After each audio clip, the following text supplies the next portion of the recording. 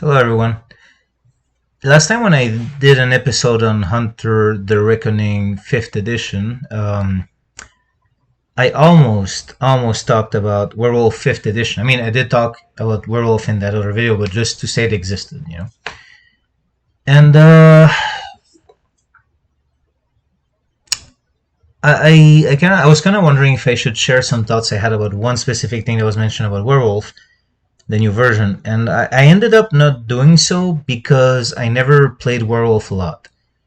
And sometimes I think it's important. And what I try to do is, like, we all have opinions about many different things, but I often try to give opinions on stuff that I can say, oh yeah, this is something I've loved, this is something I played a lot, this is something like I try to not give opinions too much on things that I barely touched, because I don't know, that's how I do things. I find out online you have a lot of people giving opinions on everything, and sometimes you have some things that are very wrong because people don't really know the intricacies of a franchise. Um, so yeah. Now, in a previous video, I talked about myself for a bit to kind of give my context, my point of view on things, generally speaking, before talking about the actual reason of the video. And I was very apologetic in that one when I did this. However, for this video, I will not be apologetic because I really want to explain my point of view and where I come from, and how I see things before I mention what I have to say about werewolves. So in this case, it's kind of part of my opinions, part of who I am, part of what I think and how I view these things, and it's essential to what I'll be saying after. So I will be talking about myself, and I'm not gonna put a timestamp to skip it because I feel like it's important context. So if anyone thought that in the past when I go like on like when I elaborate a lot on things, if that bothers you, like, this is gonna be another video like that. So I'd rather just be honest about it. Okay, I am half Spanish and half Quebecois, French Canadian, and I arrived in Canada when I was 8 years old. So, by the way, I'll be saying Quebecois when I talk about French Canadians of Quebec, because Quebecois people don't call themselves French Canadian, and the actual English term is Quebecer, but very often when I hear it in English, Quebecer, it's often used by Anglophones in a very derogatory way. So I'll be using Quebecois, just so you know. I'll be using the French word because Quebecer, there's just this negative. I don't know. There's something negative when I hear it. Like, not even if people are not. It's not a slang. It's not negative slang. It's how you say it in English. But because so many Anglophones kind of use it in a derogatory way, I'm gonna say Quebecois when I talk about that. So I'm half Spanish and half Quebecois. And I arrived in Quebec, the province of Quebec in Canada, when I was 8 years old. And I spoke French. My mom is Quebecoise, and I spoke French even back then.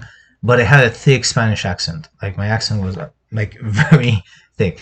And we moved to a small town where my grandparents lived.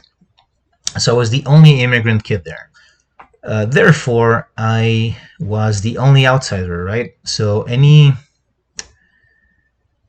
ignorance some people might have there, any racism, or it didn't matter that, like, I'm white. Spain is in Europe, it's right next to France, so you could have some French kids from France with a different accent, but because it was known as a valid French accent, and because like Quebecois people know very well of France, obviously, they weren't treated as much. They might have been treated like outsiders, but not as different people, if that makes any sense. Or I was treated as different people. I imagine also a lot of them, they heard Spanish and they thought Latino, and there's absolutely nothing wrong with Latino people, of course, but for intolerant people, of course. So I was treated differently. Even people who wanted to be nice to me sometimes, they would be condescending in their niceness, and a lot of things that would be part of my personality and who I am, would be kind of anything that made me stand out as a person were boiled down to, oh yeah, because you're from Spain, right? And like everything about your identity is pegged down to that. So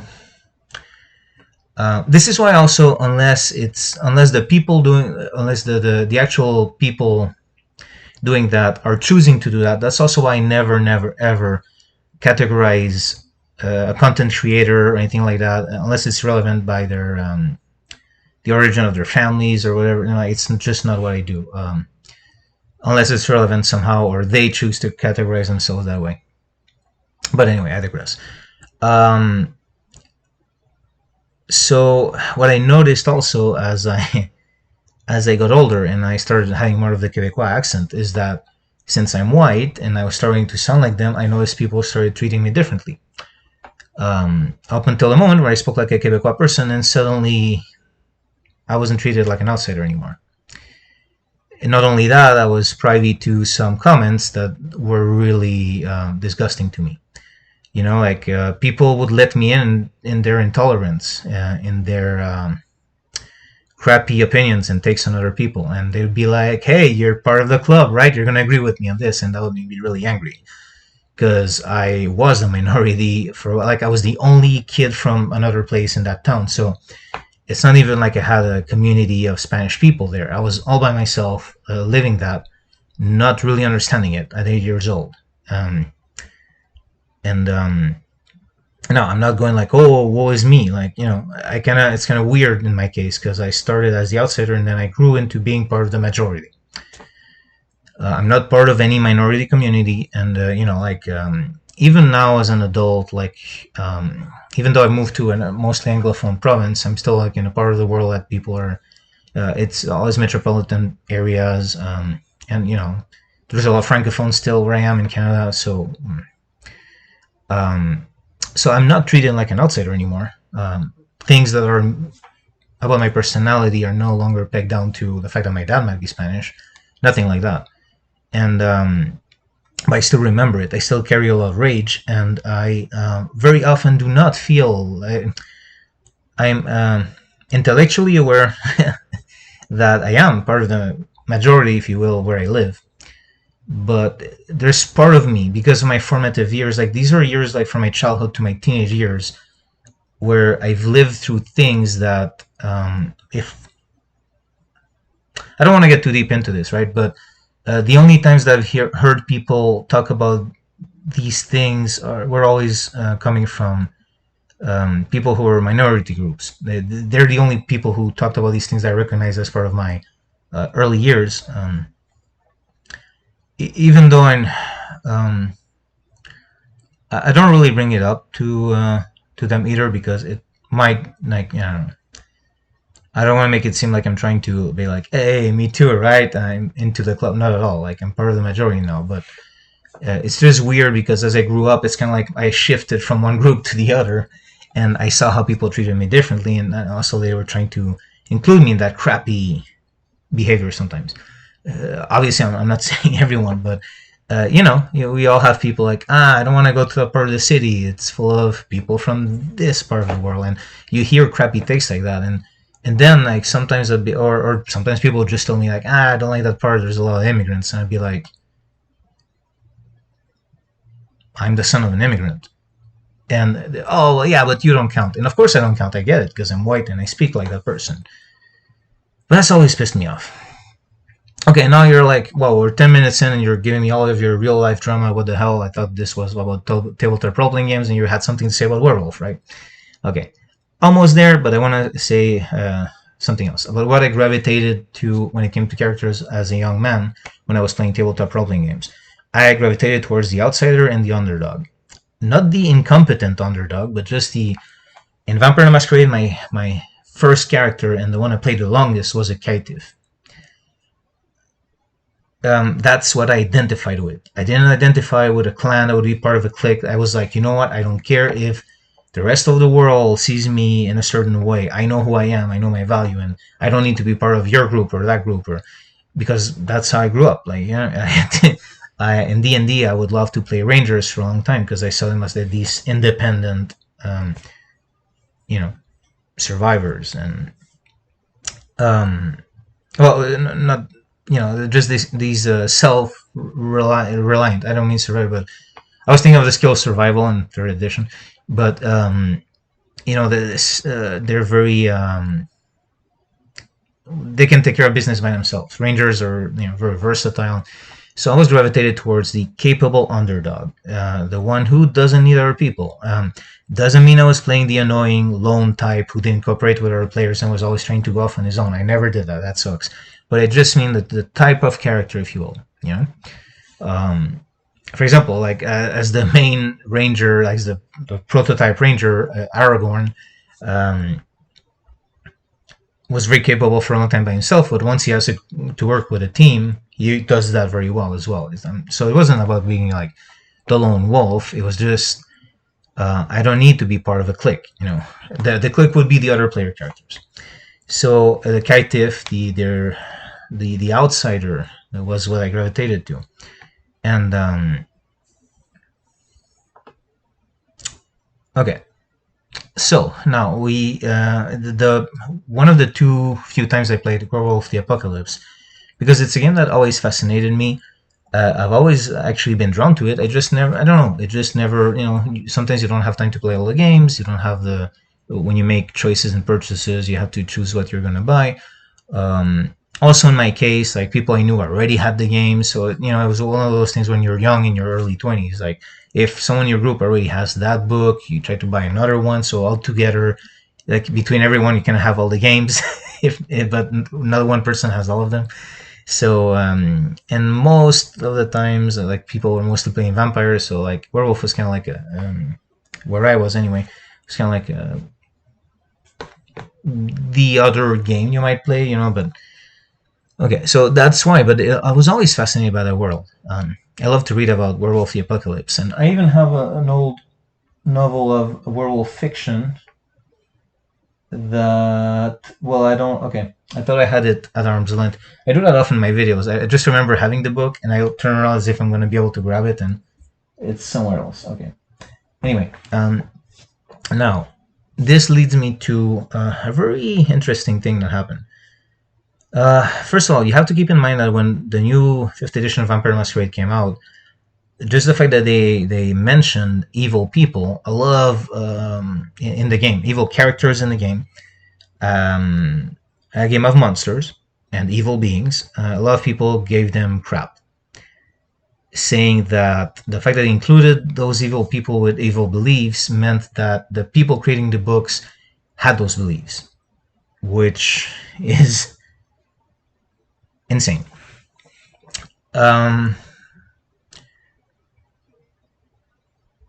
So in Werewolf, and I've actually made a point to not Google this because I don't want to pretend I'm an expert in things I'm not. So I might get some things wrong. That's perfectly fine. Feel free to correct me in the comments. Okay, so in Werewolf the Apocalypse, if I remember correctly, which I may not, the thing about werewolves is they can procreate as werewolves with humans or with wolves, or they can procreate with other werewolves, but at least up until now in the lore, I'll get to that. But if I remember correctly, their blood is so powerful that it's actually almost like seen like incest.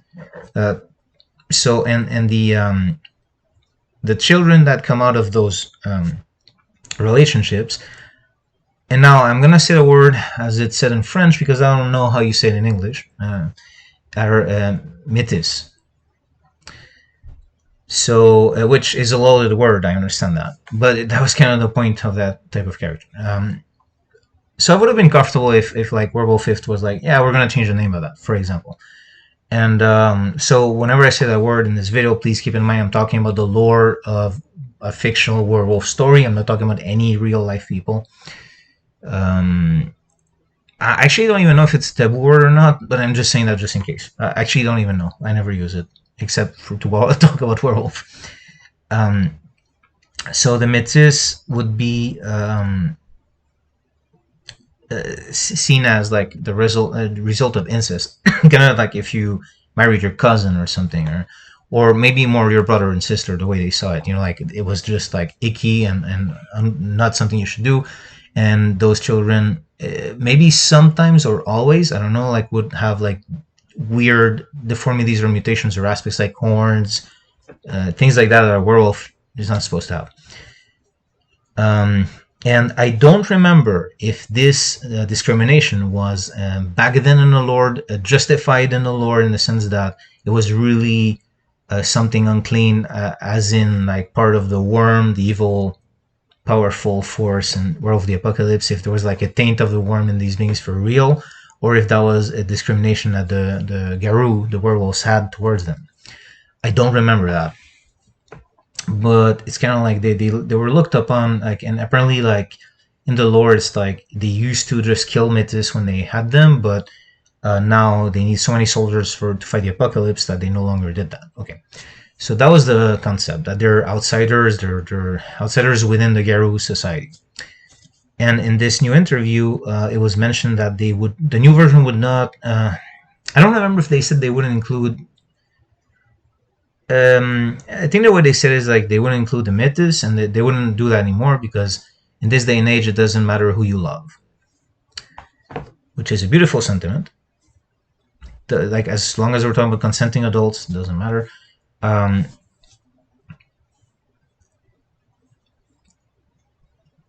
Although I guess if you were to compare the fact that they kind of saw it as incest, but I don't know, it's kind of projecting a bit of like a human mindset to a completely different kind of creature. But I understand how after all the crap they got from like a very basic thing in Vampire the Masquerade 5th edition, like they don't want to touch that, right? And I understand how it might be actually bad if you say that they're actually tainted by the worm, as they were born. Not their fault, they're just born and they're already like a taint on this planet. Like that I can see how that's bad. Now, this new World of Darkness doesn't seem to hold canon or continuity. They say it's not a reboot, but it's a soft reboot. So they can go and contradict stuff from the past if they want to. Like they already mentioned that the Kindred of the East, Kuei Jin, were no longer canon. I think they confirmed that, or at least they said they were never going to touch those again. I agree with that, by the way. I think Kuei Jin were a fully applied idea. They were so bad. Anyway, but I digress. I don't want to get into that. However, for the Métis and Werewolf the Apocalypse, I think it's a bad thing to remove them. I'm going to get into why. First of all, I think this is all fixed by a sidebar saying that these are the beliefs of most of Garou society, and if they want to be like super careful, they can not just, if they want to be super careful, not just like just say, look, this is not good that they're discriminated against, it's just what the Garou do, but you can even add something like, we encourage player characters to be the exception to the rule who want to treat the Mythos right and assimilate them in their groups. And so you could have done like a little sidebar where you say like, this is not like, first of all, in this new version, if you don't want to, you're afraid that people are going to like point to real life people as a stand-in for the Mythos, and then it's discrimination. Like you can make it very clear that the fact that this is part of the lore doesn't mean that the writers think it's a good thing. You can make it very clear that these beings are not born like they're corrupted already. And look, you can maybe get rid of the maybe they're afraid of those connotations. You can even get rid of the deformities and just have it be like most Garou society looks down on them. Like if anything, maybe the physical corruptions are a bit too on the nose. I think you can even get rid of them. However, and you can even say something like, player characters are encouraged to not be like that, and to, unless the group wants to do different, but like we encourage player characters to be more inclusive and to be against that, like if you want to play it safe. And whoever wants to actually delve into role plays where they might have members of the group that have to maybe learn to be better, they start having like maybe some biases, and they learn over time. That's a very good roleplay, I think. You leave it up to players, but the book plays it safe, right? Because players can do what they want, the group can do. But to remove that altogether, I feel is a mistake because first of all, the World of Darkness is supposed to be an adult place, an adult role playing environment where you're going to deal with uncomfortable subject matters. And I think, if anything, like it's kind of like these days, people are almost like, um, they're always looking for what's wrong in the world. So what if you're the Garou fighting a war against a worm, but also within your own organization, there are problems to be fought as well, philosophical problems, moral problems, dilemmas. So I think that's a missed opportunity. Like maybe there's things you can change about the Métis to modernize it, maybe change the name even.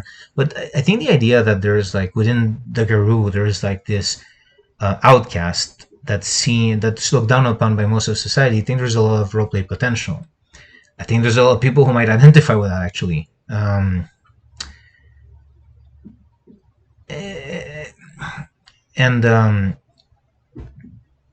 I think it's a bit cowardly to remove it. I think it's a wrong lesson to say, oh, in this day and age, it shouldn't matter who loves who. Like, yeah, but in real life, there's a lot of discrimination, and you kind of remove an aspect to explore it in a mature way, to deal with it, and to fight against it in the role play. I mean, I don't mean to, I was the victim of that as a child, as a teenager, so I very well understand what it's like. And my reaction to hearing, oh, we're just not going to deal with it, I think it's cowardly, and I don't think it addresses real life issues. And I think people can learn things through role play as well. And you're completely removing those aspects. And that was that was a very important part of Werewolf. And I don't know how the Yule Lord took it. Like, were they really corrupted, or was that like discrimination against them? But in this new version, you can definitely go, it's discrimination, even if the old thing said, oh, they weren't corrupted. Even I would say, well, okay, let's lighten it up a bit. But just this whole aspect of you're part of this group, but like you're doing the same thing, you're all supposed to have the same goal, but then everyone is just shitty towards you. Why? Like, what did you do wrong? And there's a lot of people these days, there's a lot of communities that will identify with that, I think. So why do you remove that? Because it's useful to have these analogies and these stories, because there's people who might want to explore that, but they maybe don't want to necessarily like maybe they want to explore issues that they recognize without necessarily science fiction and fantasy has always been good with analogies where you get to explore certain themes without necessarily using those real life examples. So you can still, in a world where everyone is talking about safety tools and all that, like, I think that's a safe way to explore those things, yeah, because you can explore a Garou having negative opinions towards a Métis Garou and then learning over time. I think that's you can explore all those themes in a much more comfortable environment than having a Garou who has opinions about real life people. That may be like, I don't think I would explore that actually. I'm not saying you can't, but I feel like it was a pretty safe way to explore those themes. Or to have the NPCs be shitty towards the Métis Garou and like the player characters be against that. Okay, I'm repeating myself a little bit, but yeah, I don't know. I don't know that sanitizing everything really addresses issues, because now like there's nothing to address, right? I think it's learning the wrong lessons, and if anything, what I see is that a lot of the new fans of the World of Darkness, the way they reacted to Vampire 5th Edition, all that, if they took a moment, like if they calmed down in their accusations and jumping to conclusions and took a moment to look at the material, like it actually encourages to explore like what's bad about those things. It doesn't glorify them. I'm not saying there haven't been cases where maybe in using real life examples, maybe it was clumsy in some cases. I'm not gonna give concrete examples. I don't want to get into that, but overall, like exploring those themes, I think it's a very legitimate way to explore those facets of humanity and to have a cathartic moment where you are doing something about it, even if it's in a game. Like when we play games, we want to explore, go through our feelings, and yeah. Um,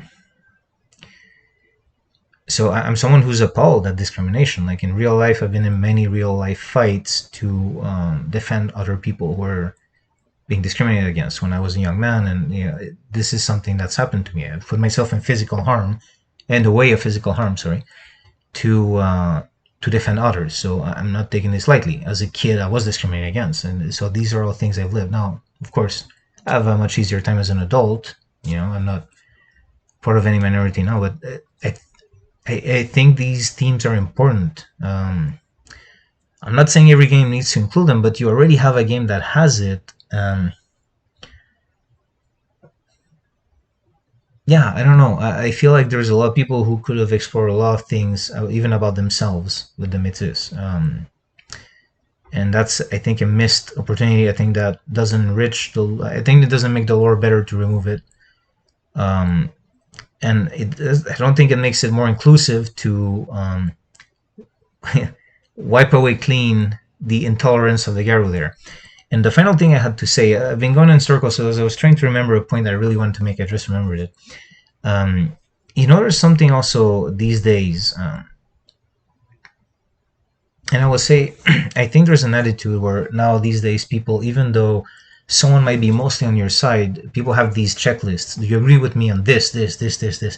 And as soon as someone doesn't agree with them on this other thing, then you're the enemy. Like, so that's the thing that happens these days. People are very extreme. Like everyone has to agree with everyone else and everything. Otherwise, they're part of another group altogether in their mind. But there's something that I think is interesting in exploring. Being part of a group that's not perfect, right? I think everyone in modern society can certainly identify with that. When we look at our governments, we look at our establishments. Like these are not perfect establishments. And the Garou are imperfect beings. I never saw them as these heroic beings without flaws. They were very in fact, they're if you look at most of them, they're extremely flawed and monstrous. Even though they're there to save the planet, they're not necessarily humanity's friend, or they're not like squeaky clean soldiers. They're like they're monsters nevertheless. And there's even like so. I'm thinking, yeah, so maybe the Garou Society, a lot of them have shitty opinions, but let me put it this way. Let's say you're in a building that's on fire and a fireman is coming to save your life. In that moment, you're not really caring what the fireman's personal opinions are on this matter and that matter. You're like, oh, you've come to get me out of the fire. Thank you. And I kind of see the Garou like that. Like the planet is dying, the worm is taking over. So, in a situation like that, do you the Garou still have their use, right? The same way as there might be a fireman who might have shitty opinions, but he's still going to save people's lives from a fire. So that's also something to explore, I think. People are complex. Anyway, if this video has been overly long, and I might have repeated a few points, is because I really didn't want to be misinterpreted talking about these matters. It's very easy these days on the internet for that to happen. So, again, I want to be honest. It's not. I never owned any Werewolf the Apocalypse books, so I'm not like this mega fan. So, in that case, feel free to take my opinion with a big grain of salt. I only played twice, and the very first character I made was Mythis, and that was the character I gravitated towards back then for playing Werewolf when that option was available. So, and when both my real life view of that and my character's obviously view was that any discrimination against them was wrong, and so it's just a missed chance to explore some things that are very, very dear to a lot of people these days. Like you have more and more like Werewolf was an activist game from the start, right? It's like against pollution, and so if there's any game out there that you can certainly include those elements without claiming that they're including activist elements in the game, like Werewolf is the game to do it, really. So that's a missed opportunity to explore a lot of problems within an institution, and how the institution will still use those people that it's being crappy towards. Like, oh, we need everyone we can get for this war. Therefore, hey, Mythos, we're gonna use you, but we're not gonna treat you like the rest of us. And that's something to explore, I think.